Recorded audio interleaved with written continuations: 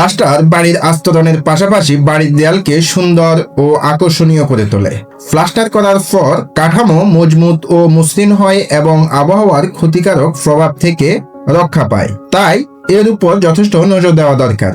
Plaster করার পূর্বে RCC আর ব্রিকের surface ভালো করে পরিষ্কার পানি দিয়ে ভিজাতে হবে। আরসিসির সারফেসে চিপিং করে গ্রাউটিং দিতে হবে এবং ইটের গাঁথুনির কাজের সময় জয়েন্টে 1/2 ইঞ্চি গভীরতা পর্যন্ত ছেঁচে পরিষ্কার করতে হবে।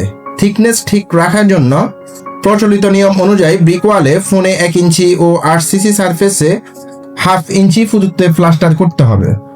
প্লাস্টারের পুরুত্ব 1/2 ইঞ্চি এর বেশি হলে 2 স্তরে প্লাস্টার করতে হবে।